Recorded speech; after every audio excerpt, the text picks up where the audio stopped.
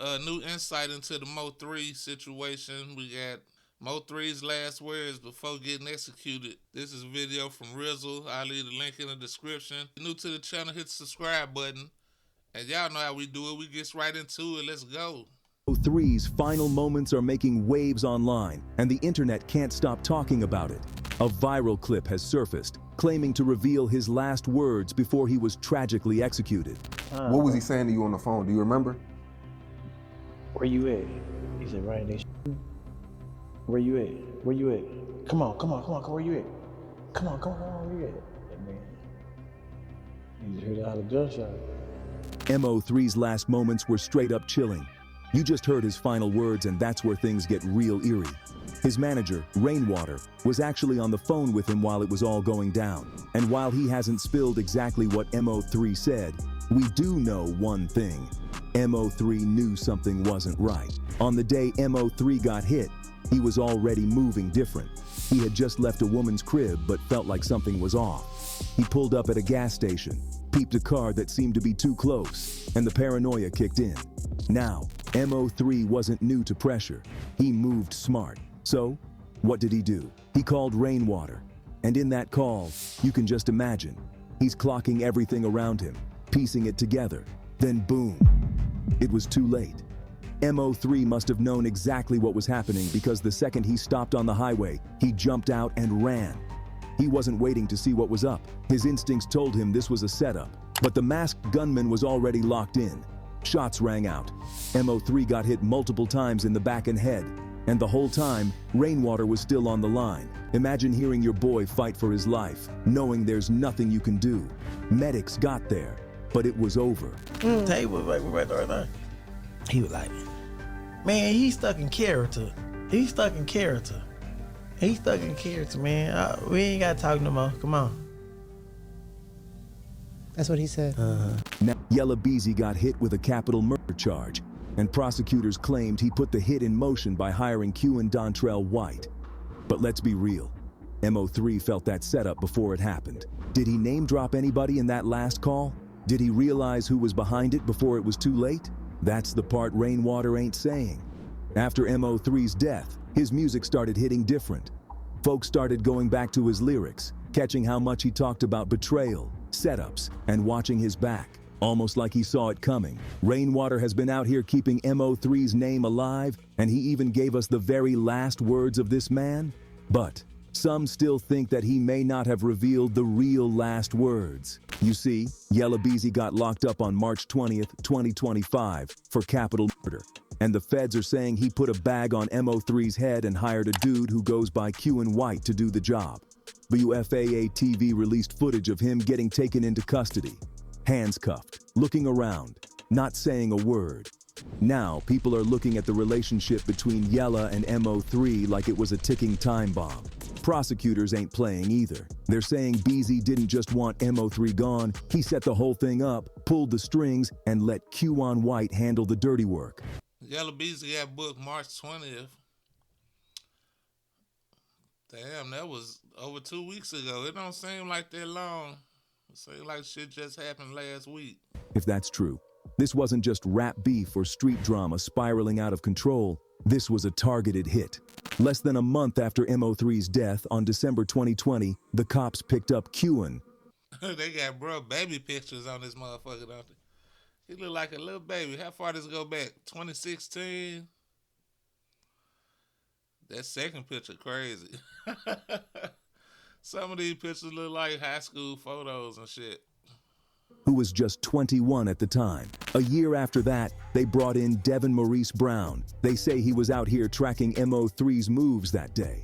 But even before the arrests, Dallas was already buzzing about Yella. One thing that had people side-eyeing Beezy was this lawsuit Rainwater filed. He claimed Beezy and his crew jumped him at a strip club, and it wasn't just some minor scuffle. He walked away with a dislocated hip.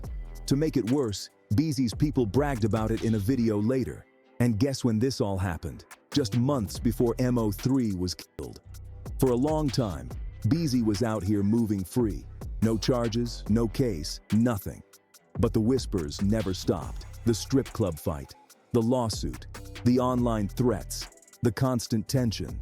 And then came the theory about the woman. According to a few sources online, Mo3 had just left a woman's house that day. He must have felt something was off, because he peeped somebody watching him. He dipped, stopped at a gas station, but the car behind him didn't let up. That's when he knew.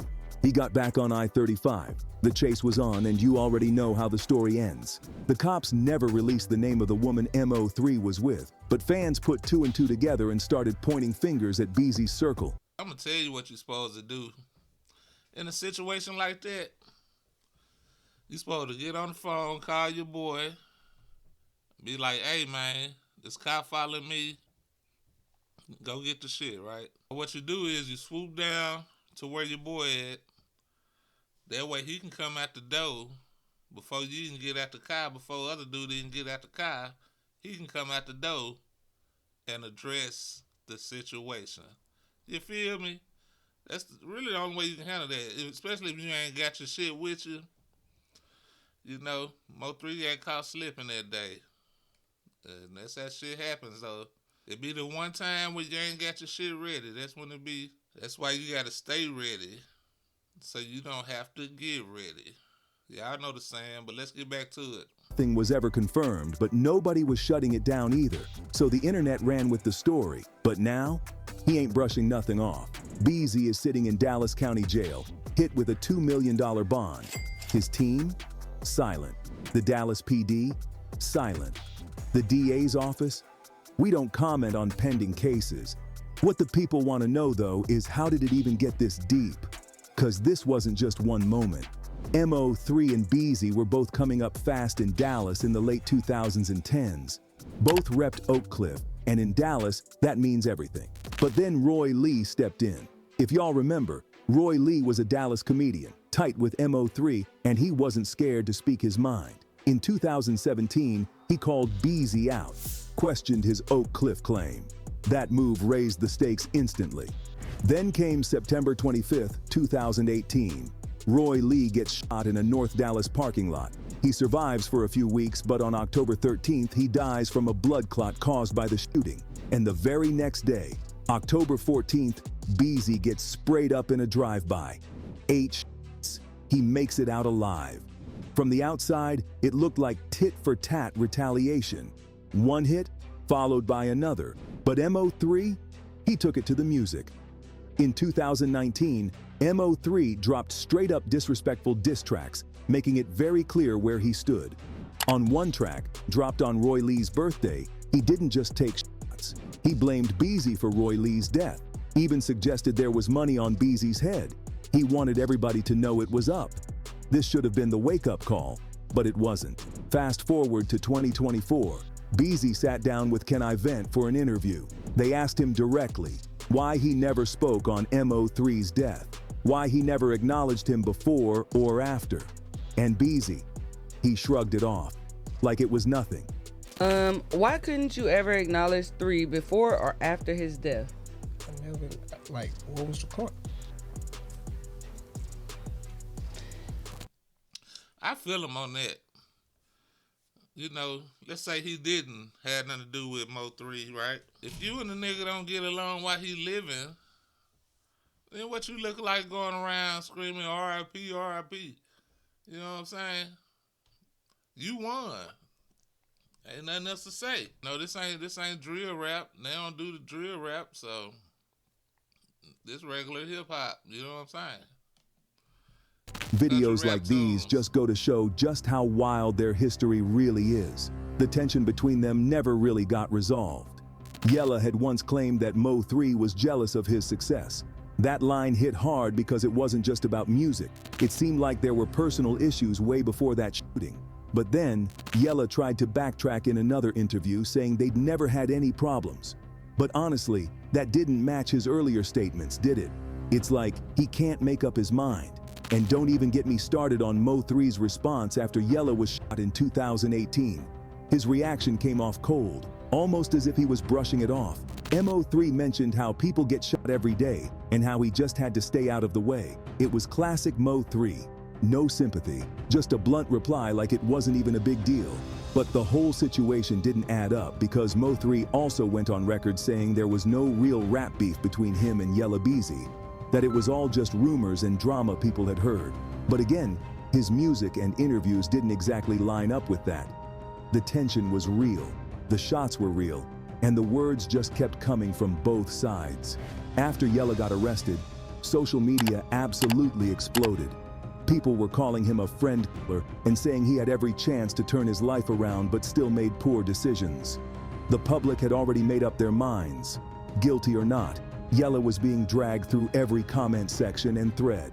But let's not pretend like this is his first brush with the law. It's been a pattern for a while now. Back in 2021, he was arrested for unlawful possession of a firearm on Valentine's Day. He was out the same day, but that was just the beginning.